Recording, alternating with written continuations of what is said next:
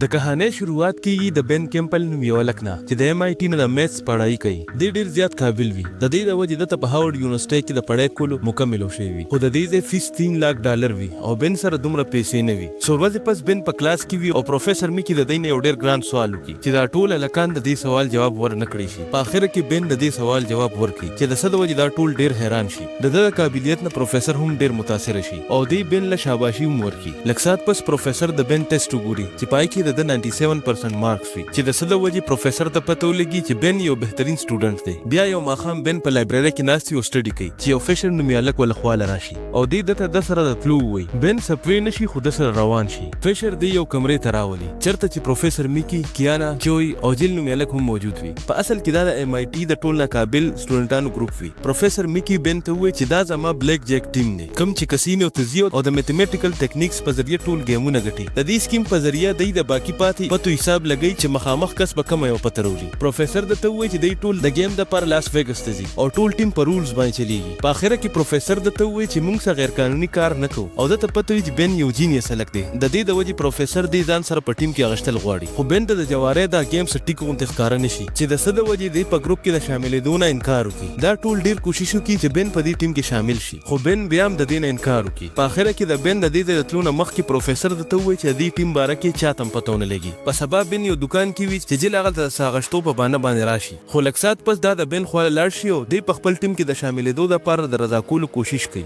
جیل درته وایي چې د دې گیم په ذریعه دی د خپل یونیورسټۍ فیس ښه زر او ښه په اسانه ادا کولی شي. دې خبرې سره د بن دې گیم کې دلچسپي پیدا شي او د بن اسم جیل د ډیر وخت نه خوښوي خو دی بیا هم د دې خبرو نه مني او د دې نه انکار وکړي. د ماښام موږ ګورو چې بلیک جیک ټیم خپل راتلونکي گیم دپاره پریکټس کوي. میکي د دې نه یو سوال وکړي خو چاله هم د دې جواب نه ورځي خو دغه وخت کې بن دغلته راشي او د دې سوال ښه صحیح جواب ورکړي چې د څه د وجې دا ټول ډیر زیات حیران شي. د دې نه پس بن دی ته وایي چې ما په ټیم کې شاملېدو اراده کړې ده. د دې اورېدو سره دا ټول ډیر زیات خوشحاله شي او په خپل ټیم کې ورته د کار کولو طریقې ښودل شروع کړي. دی دته د پته نشانونه، نښې، د دې شمارل او د هغې د حساب لګولو ټیکنیکس وښایي. د څو ورځو پریکټس نه پس بن ټیسټ ته تیار شي. د دې نه پس دی ټول د جوارۍ او خفیه اډې ته لاړ شي او بن څه خلکو سره جواري شروع کړي. ډیر زر دی ډېرې پیسې ګټل شروع کړي او ډیر خوشحاله وي. خو اچانک یو دوه کسان د ده سر ته بوجۍ واچوي او یو کمرې ته راکاږي. دې سره بن ډیر زیات ویریږي او دی ته ووایي چې ما هیڅ هم نه دي کړی. همدغه وخت کې دغه کسان د ده د سر نه دا بوجۍ لرې کړي. خو چې دې څنګه وګورو نو دا بل هیڅوک هم نه بلکې د ده ټیم ملګري وي. په اصل کې دوی کتل غوښتل چې بن ګیر شي نو دی به څه کوي. بیا دوی بن ته ووایي چې ته ټیسټ کې کامیاب شوې او ته لاس انجلس ته تلو دپاره تیار یې. په بله ورځ بلیک جیک ټیم لاس ویګس ته راورسي او میکي ټولو هلکانو له دویم نوم کیدي او ورته ووایي چې خپلې حلیې بدلې کړي او ورته ووایي چې د رولز مطابق به تاسو داسې شو کوئ چې تاسو یو بل نه پېژنئ. د دې نه پس بن یو کسینو ته راشي او خو په یقین سره د $10,000 جواري ولګوي. د ټریننګ د وجې بن ډېر زر د جوارۍ دا مقابله وګټي او دې مسلسل د پیسو ډبل کول نه پس بله جواري لګوي. د ده نور ملګري لږ ساعت گیم کول نه پس خپلو کمرو ته واپس لاړ شي خو بن ټوله شپه دغلته گیم ته ناست او ډېرې زیاتې پیسې وګټي. په سبا سهار جل دله خپله یې څه پیسې ورکړي او ورته ووایي چې ټول ستا د کار نه ډېر زیات خوشحاله دي. خو بن ورته په جواب کې ووایي چې دا کار زه صرف د خپل فیس جمع کولو لپاره کوم او چې فیس څنګه پوره شي نو دا کار به زه پرېږدم. جل درته ووایي چې په اول کې ټول دا وایي. د دې نه پس بن خپلې کمرې ته راشي او د چت پکې پورې ټولې پیسې نښلي.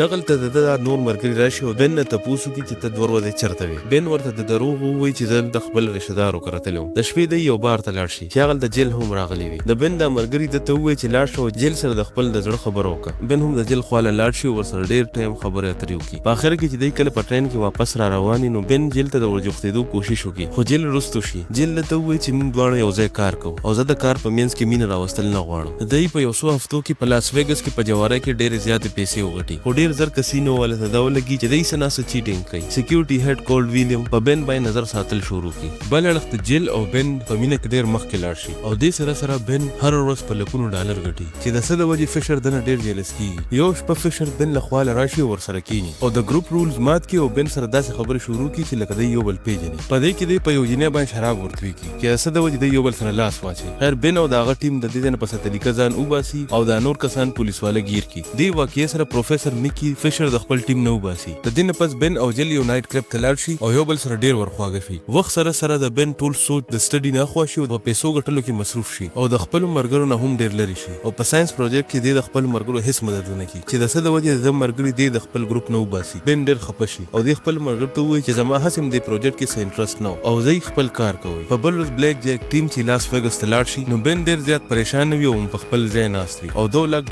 ډالر وبېدي. دې سره پروفیسر میکی بن ښه ورټي او د خپل ټیم نه وباسي او ورته ووایي چې 2 لکو ډالرو تاوان به هم ته ورکړې. د دې نه پس بن خپل 3 ملګرو ته ووایي چې موږ له خپل ټیم جوړول پکار دي ځکه چې میکی خو په ګیم کې ریسک نه لي او د دې نه پس دی چې کومه پیسه ګټلي د هغې نیمه حصه بن یوسي. په اخره کې د ده دا ملګري د خبره ومني او یو کسینو ته لاړ شي او هغلته ګیم سټارټ کړي او ډېر زر دی ښه ډېره پیسه وګټي. په دې دوران کې کول راشي او بن گیر کی او د دا نور مرګري د دې ځنه او تختی. په اصل کې کول ته د بن باره کې پروفیسر میکی ویلوي. کول بن یو خفیه کمرې ته راولي او دغلته خو وخی. کول بن ته وایي چې ډیر ضرب په ټولو کسینو کې د کس پیجندل یو ماشين ولګي او د دې نه پس بساز د ټیم د دنده بند شي. کول بن ته وایي چې د پروفیسر میکی سره زما زړه دښمنی ده ځکه چې یو ځل پروفیسر میکی په یو شپه کې 10 لک ډالر ګټلی چې د سده وجه کول د نوکرۍ نوخ کیو. د دې نه پس کول بن خو وخی او بیا یې پریدي. په بل ورځ بن چې کالج ته ورسی نو پروفیسر میکی دی فیل کړی وي او د چې په خپل کمره کې کمی پیسې خوي اغم چا پټ کړی وي. دې سره د پتو لګي چې د دې هر څه نرستوم د میکی لاس ته خو بن هیڅ هم نشي کولی. د دې نه پس د جیل کور ته لاړ شي او ورته وایي چې زما د لاس نه هر څه وتل زما مرګري